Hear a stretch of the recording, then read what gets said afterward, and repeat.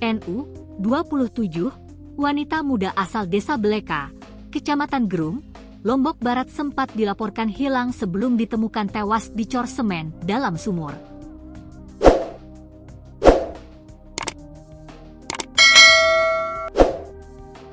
Hilangnya NU dilaporkan kakak korban kepada polisi di jajaran Polres Lombok Barat, Polda Nusa Tenggara Barat.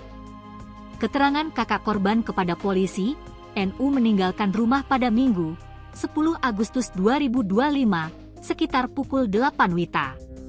NU pergi menggunakan sepeda motor Honda Beat berwarna hitam tanpa izin keluarga dan tidak kunjung kembali.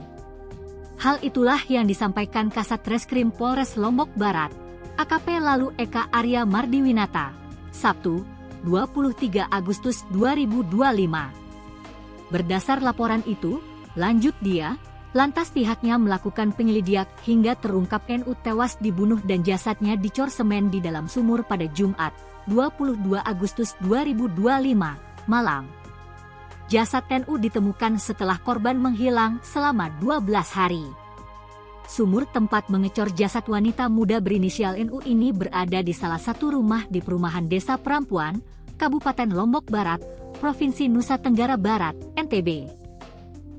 Desa Perampuan merupakan satu dari 10 desa dan kelurahan yang ada di Kecamatan Labuapi, Kabupaten Lombok Barat. Ditemukannya jasad wanita dicor dalam sumur tersebut mengungkap misteri hilangnya NU, 27, wanita asal Desa Beleka, Kecamatan Gerung, Lombok Barat. Korban ternyata tewas dianiaya oleh kekasihnya YMB alias Imam Ih, 31. Peristiwa pembunuhan itu terungkap dari serangkaian penyelidikan kepolisian atas laporan kakak korban yang kehilangan adiknya di Polsek Gerung pada 12 Agustus 2025. Kasat Reskrim Polres Lombok Barat, AKP Lalu Eka Arya Mardiwinata mengatakan bahwa penyelidikan dimulai setelah laporan diterima. Tim gabungan dari Jatan Satreskrim Polres Lombok Barat kemudian melakukan serangkaian penyelidikan hingga pendalaman kasus. Dari hasil penelusuran, tim menemukan petunjuk bahwa NU memiliki hubungan asmara dengan terduga pelaku, IMB alias Ih.